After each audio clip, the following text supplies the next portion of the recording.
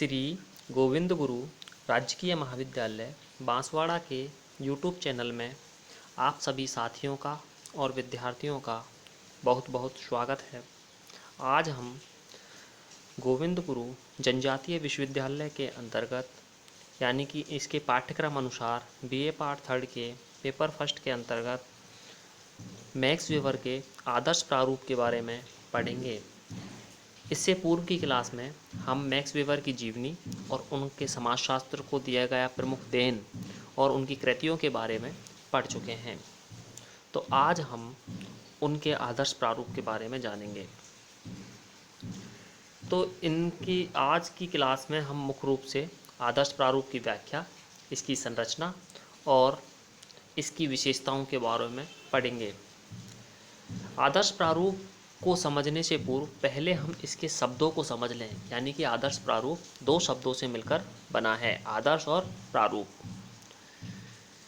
New Webster dictionary के अनुसार ideal, जिसे हम हिंदी में बोलते हैं आदर्श, जिसका हिंदी पर्याय क्या है आदर्श, का अर्थ अधिक से अधिक पूर्णता की स्थिति वाला मानक स्वरूप या धारणा है। इसकी चर्चा किसी मानसिक छवि या धारणा के रूप में होती है, किसी भौतिक पदार्थ के रूप में नहीं। कहने का तात्पर्य यह है कि आदर्श का मतलब होता है व्यक्ति के मस्तिष्क में छपी हुई धारणा, कोई भौतिक वस्तु नहीं। या भौतिक वस्तु से मतलब है ऐसी वस्तुएं जिन्हें हम छू सकते हैं, देख सकते हैं, यानी कि मूर्त वस्तुएं भौतिक वस्तुएं कहलाती हैं, जबकि आदर्श प्रारूप एक प्रकार से अमूर्त है। कॉलिंस कोबेल्ड इंग्लिश लैंग्वेज डिक्शनरी के अनुसार किसी संदर्भ में आपका आदर्श व व्यक्ति या वस्तु होगी जो आपको उस संदर्भ में सर्वोत्तम उदाहरण लगे। यानी कि कॉलिंस कोबेल्ड इंग्लिश लैंग्वेज डिक्शनरी ने यह कहा के अनुसार यह बताया गया किसी भी संदर्भ में आपका जो आदर्श है, एक व्यक्ति भी हो सकता है, एक वस्तु भी हो सकती है, जो आपको उस संदर्भ में सर्वोत्तम उदाहरण लगे, यानी आपको वह आइडियल लगे, वह आपको आदर्श लगे। लेकिन इससे पूर्व हमने चर्चा की थी कि वह भौतिक पदार्थ के रूप में नहीं होती। यहाँ भौतिक पदार्थ के रूप में हमारी जो धारणा है वो भौतिक पदार्थ के रूप में नहीं होती, यह हमारे मन में छपी हुई आदर्श प्रारूप की जो धारणा है वो हमारे मन में छपी हुई होती है। भौतिक पदार्थ बिल्कुल भी नहीं हो सकती। लेकिन एक वस्तु आपका आदर्श प्रारूप हो सकता है और एक व्यक्ति आपका आदर्श प्रारूप हो सकता है। जैसे कि बहुत से व्यक्ति राजनेताओं को, वैज्ञानिकों को, अपने माता पिता को अपना आदर्श मानते हैं, और किसी वस्तु के रूप में किसी वस्तु को आप आदर्श मान सकते हो। जो वस्तु सर्वोत्तम आपको लगती है उसे अन्य वस्तुओं की अपेक्षा आप अपना आदर्श बता सकते हो। इसके बाद में आता है प्रारूप, जिसे हिंदी में इंग्लिश में बोलते हैं हम टाइप। इसका अर्थ है कोई प्रकार, वर्ग अथवा समूह जिसे अपनी खास विशेषता के कारण अन्य वर्गों से अलग रखा जा सके। कहने का तात्पर्य यह है कुछ ऐसी विशेषताएं उस समूह में या वर्ग में हो जिसे अन्य वर्गों से अलग रखा जा सके उसकी विशेषताओं के कारण, तो उसे हम कहते हैं प्रारूप। इस तरह आमतौर से आदर्श प्रारूप किन्हीं वस्तुओं या व्यक्तियों के ऐसे प्रकार, वर्ग अथवा समूह को कहा जा सकता है जिसकी अपनी खास विशेषता अथवा लक्षण हो और वह विशेषता अपने वर्ग या समूह में सर्वोत्तम लगे। कहने का तात्पर्य यह है कि आदर्श प्रारूप के अंतर्गत हम व्यक्ति और वस्तुओं को ले सकते हैं, और ऐसी व्यक्ति और वस्तुओं को लेते हैं जिनमें कुछ ऐसी खास विशेषताएं पाई जाती हैं जो कि अन्य समूहों में या वर्गों में या वस्तुओं में नहीं पाई जाती हों। वेबर ने आदर्श प्रारूप का इस्तेमाल एक विशिष्ट अर्थ में किया। उनके अनुसार, अब ध्यान से सुने, किनके अनुसार? वेबर के अनुसार। क्या कहा उन्होंने? आदर्श प्रारूप एक मॉडल की तरह दिमागी तौर पर बनाई गई एक ऐसी विधि है जिसके आधार पर वास्तविक स्थिति अथवा घटना को परखा जा सकता है। यानी कि उन्होंने ये कहा कि व्यक्ति के दिमाग के अनुसार बनाया गया एक ऐसी धारणा है जिसके अनुसार अन्य घटनाओं को, अन्य स्थितियों को, अन्य व्यक्तियों की तुलना की जा सके और उनको परखा जा सके और उसका क्रमबद्ध तरीके से चित्रण किया जा सकता है। वेबर ने सामाजिक यथार्थ को समझने और परखने के लिए आदर्श प्रारूप के विचार पद्धति के साधन के रूप में प्रयुक्त किया। कहने का तात्पर्य यह है कि वेबर ने सामाजिक यथार्थ को, सामाजिक जो यथा स्थिति है, जिस प्रकार की स्थिति समाज में चल रही है, उसको समझने के लिए और उसको परखने के लिए आदर्श प्रारूप का मॉडल दिया। विचार पद्धति, अवधारणाओं और तर्कों पर आधारित शोध विधि का एक ऐसा तरीका है जिससे ज्ञान विकसित होता है। यानी कि आदर्श प्रारूप के माध्यम से व्यक्ति के अंतर्गत ज्ञान पैदा होता है, यानी वह ज्ञान प्राप्त करता है। ऐतिहासिक दृष्टि से देखा जाए तो सामाजिक विज्ञानों की विचार पद्धति में ज़्यादातर जोर इसकी वैज्ञानिक प्रामाणिकता निर्धारित करने पर दिया गया है। मैक्स वेबर की सामाजिक विज्ञानों में वस्तुपरकता के प्रति विशेष रुचि थी। यह वस्तुपरकता यानी ऑब्जेक्टिविटी यानी यथार्थ ज्ञान के अध्ययन में विशेष रुचि थी। किसकी? मैक्स वेबर की।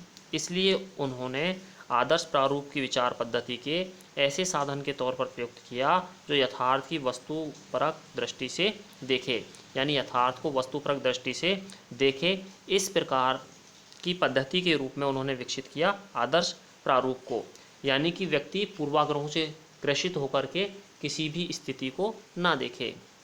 यह सामाजिक यथार्थ को किसी वस्तुपरक पूर्वाग्रह के बिना परखता है और वर्गीकृत, क्रमबद्ध और परिभाषित करता है। कहने का तात्पर्य यह आया कि आदर्श प्रारूप के अंतर्गत किसी भी वस्तु की, किसी भी व्यक्ति की या किसी भी समूह की, किसी भी वर्ग की व्यक्ति पूर्वाग्रहों को त्याग करके उसे परखता है, उसे वर्गीकृत करता है, क्रमबद्ध करता है, परिभाषित करता है। आगे आते हैं हम। आदर्श प्रारूप का मूल्यों से कुछ संबंध नहीं है। शोध के साधन के रूप में आदर्श प्रारूप का प्रयोग वर्गीकरण और तुलना के लिए होता है। मैक्स वेबर के अनुसार आदर्श प्रारूप की अवधारणा शोध कार्य में संभावित कारणों की खोज में हमारी मदद करती है। यानी कि जब हम रिसर्च करते हैं तो उसके जो संभावित कारण हैं उसकी खोज करने में हमारी मदद करती है, क्योंकि शोध भी वस्तुपरक होता है। इसी प्रकार आदर्श प्रारूप भी मैक्स वेबर के अनुसार वस्तुपरकता लिए हुए ही होता है। यह यथार्थ का विवरण नहीं है, लेकिन इसका उद्देश्य ऐसे विवरण की स्पष्ट अभिव्यक्ति देना है जिन तथ्यों को आनुभविक शोध के लिए सतर्कता से और जांच परख कर एकत्रित किया गया हो। इस दृष्टि से आदर्श प्रारूप ऐसी अवधारणाएं या संरचनाएं हैं जिनका किसी सामाजिक समस्या को समझने और विश्लेषण करने की विचार पद्धति में साधन के रूप में प्रयोग किया जाता है। अंततः यह बात सामने आई कि आदर्श प्रारूप का सीधा सा मतलब यह है ऐसी अवधारणाएं और संरचनाओं से है जिनका किसी सामाजिक समस्या को समझने का और उनको विश्लेषित करने के साधन के रूप में इनका प्रयोग किया जाता है। यह यथार्थपूर्ण होता है। यह व्यक्ति की मानसिकता में लिए हुए होता है, यानी कि यह अमूर्त होता है। यह विचार या धारणा हो सकती है। आगे हम आते हैं कि मैक्स वेबर ने आदर्श प्रारूप का प्रयोग कैसे किया और इन प्रारूपों की रचना कैसे होती है। आदर्श प्रारूप अनिश्चित संख्या में ऐसे तत्वों के अमूर्तीकरण और संयोग से विकसित किए जाते हैं जो तत्व यथार्थ में पाए तो जाते हैं, लेकिन उनके विशिष्ट रूप में या तो वो नहीं पाए जाते या बहुत ही कम पाए जाते हैं। यानी कि ऐसे तत्वों को उसमें शामिल किया जाता है आदर्श प्रारूप की संरचना को विकसित करने में, जो या तो पाए नहीं जाते या बहुत कम मात्रा में पाए जाते हैं। इसलिए वेबर ने यह नहीं माना कि उसने कोई नई अवधारणा पर आधारित पद्धति प्रस्तुत की। वेबर यह नहीं मानते कि उन्होंने कोई नई अवधारणा विकसित की है। इसके बाद में देखें हम, वेबर ने इस बात पर जोर दिया कि व्यवहार में जो पहले से किया जा रहा है वह उसी को अधिक स्पष्ट कर रहा है। आदर्श प्रारूप तैयार करने के लिए समाजशास्त्री पूरे ढांचे से कुछ विशेषताओं को चुनता है, क्योंकि संपूर्ण ढांचा अस्पष्ट और भ्रमित करने वाला होता है।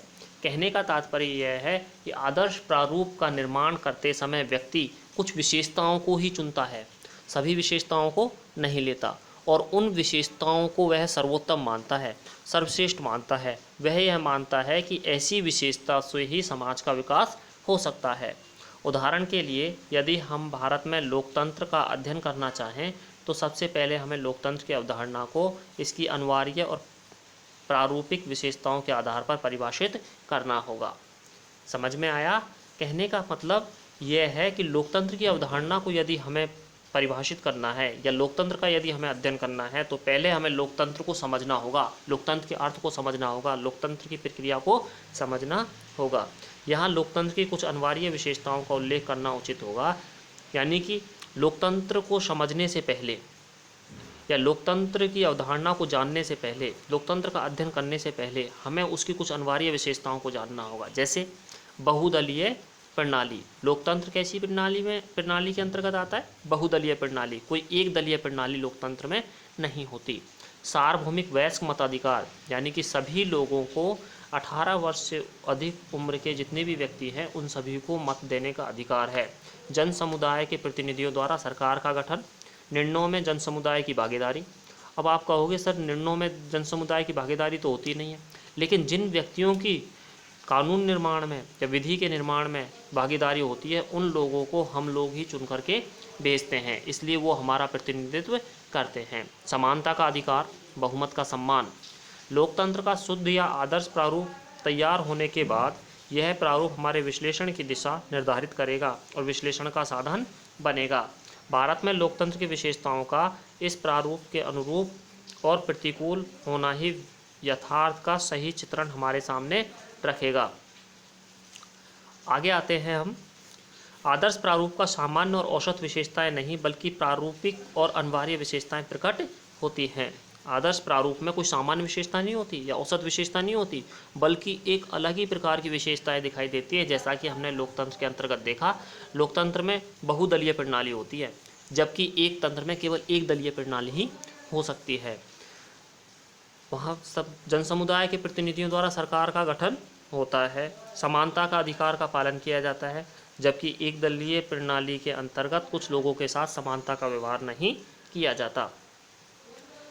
अपनी पुस्तक the Protestant ethic and the spirit of capitalism में वेवन ने कैल्विन धर्म की विशेषताओं का विश्लेषण किया है। ये विशेषताएं विभिन्न ऐतिहासिक लेखों से ली गई हैं। इनमें केल्विन सिद्धांतों के ऐसे हिस्से शामिल हैं जो वेबर के अनुसार पूंजीवादी प्रवृत्ति विकसित करने की दृष्टि से विशेष महत्व के रहे हैं। कहने का मतलब यह है, उन्होंने प्रोटेस्टेंट धर्म की जो व्याख्या की उसमें उन्होंने बताया कि उसके अंतर्गत कुछ ऐसी विशेषताएं पाई जाती हैं। प्रोटेस्टेंट धर्म की जो आचार संहिता है वो इस प्रकार की है जो आधुनिक पूंजीवाद को जन्म देती है, और वो आधुनिक पूंजीवाद के लिए आदर्श प्रारूप है। जैसे कार्य ही पूजा है, एक पैसा बचाना एक पैसा कमाने जैसा है, शराब पी करके काम पर नहीं जाना चाहिए। ये सभी आदर्श प्रारूप है आधुनिक पूंजीवाद के। किसके अनुसार? वेबर के अनुसार। इस तरह आदर्श प्रारूप कुछ ऐसे तत्वों, गुणों अथवा विशेषताओं का चयन है जो संबंधित अध्ययन के लिए विशेष रूप से प्रासंगिक होते हैं। लेकिन एक बात ध्यान में रखनी चाहिए कि आदर्श प्रारूप यथार्थ तथ्यों से विकसित तो किए जाते हैं, परंतु ये पूर्ण यथार्थ का प्रतिनिधित्व नहीं करते। तार्किक अर्थ पर ही ये शुद्ध प्रारूप होते हैं। वेबर के अनुसार ऐसी आदर्श मानसिक संरचना अपने अवधारणात्मक शुद्ध प्रारूप स्वरूप में यथार्थ में व्यवहारिक रूप में कहीं भी नहीं मिल सकती। देखो, इन्होंने एक तरफ तो आदर्श प्रारूप दे दिया, लेकिन दूसरी तरफ इन्होंने यह कहा कि आदर्श प्रारूप व्यवहारिक रूप में हमें कहीं भी दिखाई नहीं देती। आदर्श प्रारूप विकसित करने का तरीका यही है। इसके बाद में आदर्श प्रारूप की व्याख्या और इसकी संरचना, इसका निर्माण कैसे होता है, इसे समझने के बाद में हम इसकी विशेषताएं पर जानेंगे। लेकिन पहले हम इन दोनों को एक बार फिर से थोड़ा सा देख लें। व्याख्या यानी कि व्यक्ति के दिमाग के अंतर्गत कुछ ऐसी धारणाएं या अवधारणाएं जो अमूर्त होती हैं, उन्हीं को हम आदर्श प्रारूप के अंतर्गत ले सकते हैं, जिसमें कुछ विशेषताएं होती हैं। इनका निर्माण कैसे होता है आदर्श प्रारूप का? व्यक्ति कुछ विशेषताओं, धारणाओं को, पूर्वाग्रहों को त्याग करके अपने मन में स्थापित कर लेता है और फिर यह सोचता है और उस धारणाओं के आधार पर अन्य वस्तुओं पर या अन्य बातों पर, अन्य तथ्यों पर उसे अप्लाई करने की कोशिश करता है। यदि वे सभी उसकी धारणाओं के अनुसार जो उसने पहले से बना रखी है उसकी कसौटी पर खरी उतरती हैं तो वह आदर्श प्रारूप के अंतर्गत आ जाती हैं, नहीं तो नहीं आती। लेकिन अंत में इमाइल मैक्स वेबर ने ये कह दिया कि यथार्थ रूप में आदर्श प्रारूप हमें कहीं भी नहीं मिल सकता, कुछ ना कुछ सभी विशेषताओं में कुछ ना कुछ कमियां जरूर होती हैं। इसके बाद में हम आते हैं विशेषताएं, आदर्श प्रारूप की विशेषताएं। उपर्युक्त चर्चा के आधार पर आदर्श प्रारूप की निम्न विशेषताएं बताई जा सकती हैं। नंबर 1, आदर्श प्रारूप सामान्य या औसत प्रारूप नहीं है। इसका अर्थ है कि विचाराधीन समूह, वस्तु अथवा घटना की सभी सामान्य विशेषताओं के रूप में परिभाषित नहीं किए जाते। ये कुछ ऐसे विशिष्ट गुणों पर आधारित होते हैं जो आदर्श प्रारूप की अवधारणा विकसित करने के लिए अनिवार्य हैं। कहने का तात्पर्य यह है कि आदर्श प्रारूप के अंतर्गत सामान्य विशेषताएं नहीं होती, सामान्य गुण नहीं होते, बल्कि कुछ विशिष्ट गुण होते हैं जो इस अवधारणा को विकसित करने के लिए अनिवार्य होते हैं।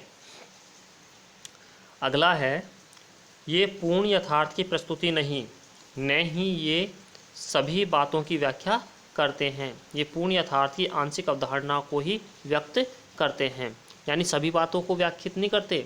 सभी बातों का मतलब यहाँ है सामान्य अवधारणाओं से या सामान्य बातों से, किसी भी बात का या किसी भी घटना का या किसी भी तथ्य का, किसी भी वस्तु का यदि हमें आदर्श प्रारूप प्रस्तुत करना है तो उसकी सामान्य विशेषताओं को हम प्रकट नहीं करेंगे, बल्कि उसकी जो महत्वपूर्ण विशेषताएं हैं उन्हीं को हम प्रकट करेंगे या बताएंगे।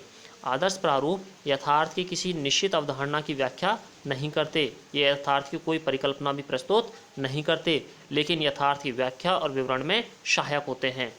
देखो कितनी बड़ी बात है, आदर्श प्रारूप यथार्थ की किसी निश्चित अवधारणा की व्याख्या नहीं करते, ये यथार्थ की कोई परिकल्पना भी प्रस्तुत नहीं करते, लेकिन यथार्थ की व्याख्या और विवरण में सहायक होते हैं, यानी यथार्थ की व्याख्या करने में ये सहायक होते हैं। आदर्श प्रारूपों का क्षेत्र और उपयोग वर्णनात्मक अवधारणाओं से भिन्न है। उदाहरण के लिए, यदि विभिन्न समुदायों के वर्गीकरण में वर्णनात्मक अवधारणा का प्रयोग किया जाए और फिर आर्थिक गतिविधि के लिए इनकी अलग अलग विशेषताओं के महत्व को निर्धारित करना हो तो संप्रदाय की धारणा का फिर निर्धारण करना होगा, ताकि संप्रदायों के ऐसे विशिष्ट गुणों पर ध्यान दिया जा सके जो आर्थिक कार्यकलापों से प्रभावित होते हों। अगला है, इस दृष्टि से यह भी कहा जा सकता है कि आदर्श प्रारूप घटनाक्रम के कार्यकरण विश्लेषण से जुड़े हैं, लेकिन ये पूर्व निर्धारित व्याख्या के अर्थ में जुड़े नहीं हैं।